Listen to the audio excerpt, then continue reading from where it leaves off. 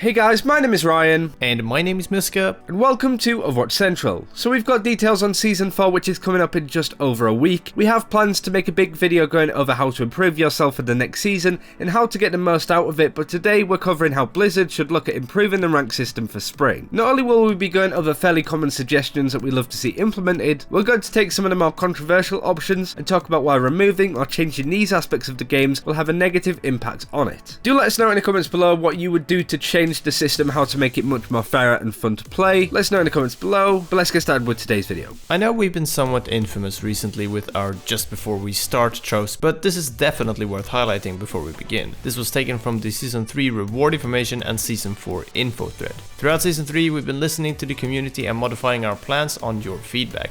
We really appreciate hearing your opinions and can't thank you enough for taking the time to help us make Overwatch better. We're always excited about the future of competitive play, and we'll be talking more about Season 4 in the coming weeks. Until then, keep your eyes on playoverwatch.com as well as our Twitter and Facebook pages for the latest news. This to me suggests that there's some more to come in Season 4, as they want us to sort of stay attentive. That it's not just going to be the Season 3 thing again. It seems like we may be getting some interesting changes with how the system will work overall, hence why we've decided to make this video. But onto the improvements, and the first one we want to go over is that we want to see just more and better stats within Overwatch. With how much the ranks seem to have inflated with Season 3 compared to Season 2, it can really be difficult, if not impossible, to see whether you've improved in your rank or not. What I mean is that we need to know percentiles of where we are in the season, top 15% of players, stuff like that. Generally the stats that we have at our disposal, going from medals in games with the SR itself, doesn't really provide any real insight into how you've progressed as a player over the course of the season. Stats websites like Master Overwatch and Overbuff and Oversumo do give us a little bit more insight about stats around match history, win rates on specific maps and other tidbits of information, but we'll hopefully get an improvement here to help players improve in certain aspects.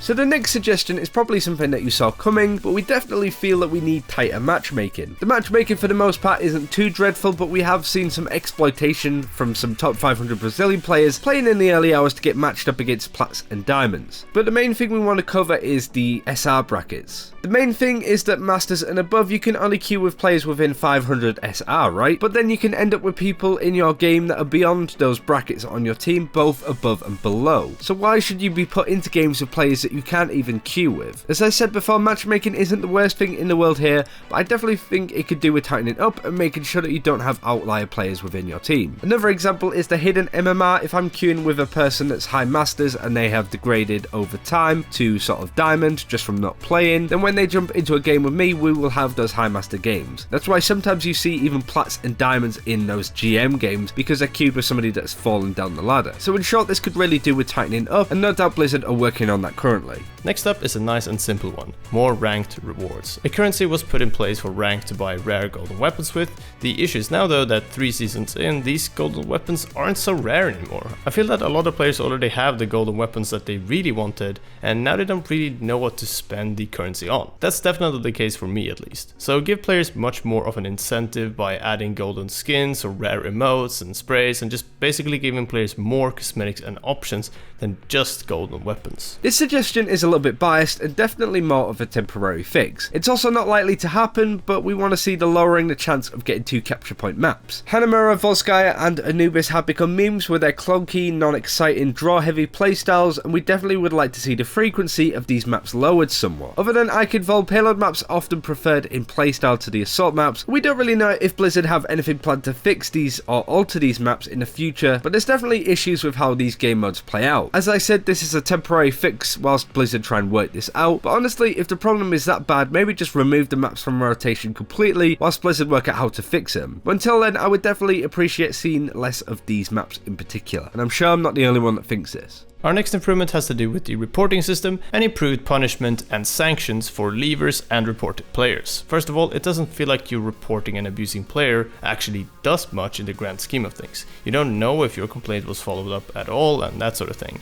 Second is that it's a grey area between abusive behavior and non-abusive behavior. Is picking Junkrat and Torbjorn on attack throwing, or does this player genuinely think that they can make it work? The system currently is very bare bones, but it would be good to see Blizzard react to some common complaints and add add some new sanctions to compensate for this. Look at games like Counter-Strike and Dota 2, and a bunch of other games that have really solid reporting systems in them. Now we're going to go over the things Blizzard shouldn't do, and the first one I suspect some will disagree with, and that's that Blizzard should not remove the win streaks and lose streaks. Now we're not saying that this system works perfectly, far from it in fact, but we feel that the streaks have been somewhat scapegoated at the moment to the reason why the matchmaking feels a bit off. The concept of the system itself is fine. If you win more games in a row, then you deserve to go up higher. It doesn't matter if you're playing on your own, as a duo, or as a group. If you're winning these games constantly in a skill bracket, you deserve to climb out of it. It's the same as losing. Whilst luck and stuff does play a factor in this, if you lose 5 games in a row, you've got to accept that it's more than just luck and that you're just playing badly. Again, it doesn't matter if you're on your own or in a group. The problem with win streaks is how sensitive it can be. Especially at the start of a season, players were slingshotted into areas that they just didn't belong. Removing streaks just makes the problem of players not being where they should be more problematic as it already is, as it takes longer for good players to rise out of brackets and bad players to fall out of them. So what we're saying is to keep the streak system, just maybe turn down the sensitivity down a notch. Our final suggestion is the thing that Blizzard should avoid, which is a complete hard reset on everyone's MMR. Now you might be like, whoa, but